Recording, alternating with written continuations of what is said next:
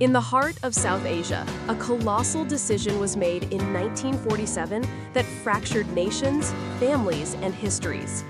The Partition of India wasn't just the end of British colonial rule, it was the beginning of a new world order on the subcontinent.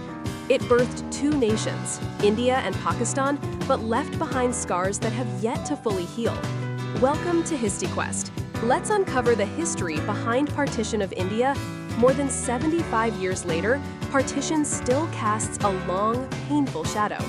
It's not merely a historical event, it's a living legacy, one that continues to shape politics, culture, identity, and the fragile relationship between two nuclear-armed neighbors. This is not just the story of a border being drawn. This is the story of chaos, betrayal, bloodshed, and resilience. This is why the Partition of India still matters.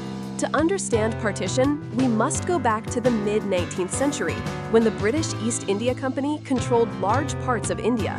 After the 1857 revolt, which some historians call India's first war of independence, the British Crown took direct control.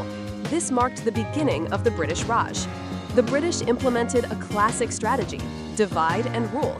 They institutionalized religious identities, classifying people as Hindus, Muslims, Sikhs, and Christians in censuses, legal systems, and political representation.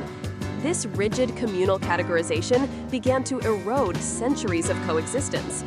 The first seeds of communal electorates were sown in the Morley-Minto reforms of 1909, which allowed Muslims to elect their own representatives. In the early 20th century, as the Indian independence movement gained strength, two parallel visions of the future emerged. One, led by the Indian National Congress, envisioned a secular, unified India. The other, championed by Muhammad Ali Jinnah and the All India Muslim League, feared that Muslims would be politically and culturally dominated in a Hindu-majority India. The task of partitioning the vast land was handed to Sir Cyril Radcliffe, a British lawyer who had never been to India and had no experience in cartography or Indian culture.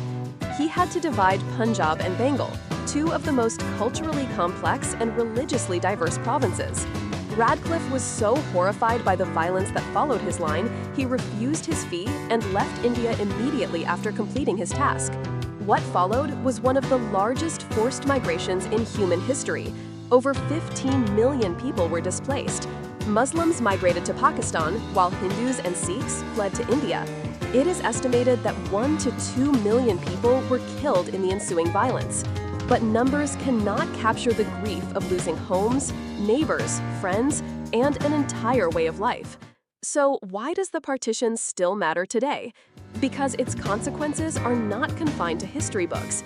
The Partition of India was not just the creation of two countries, it was the destruction of thousands of years of shared history. But memory can heal what politics divides.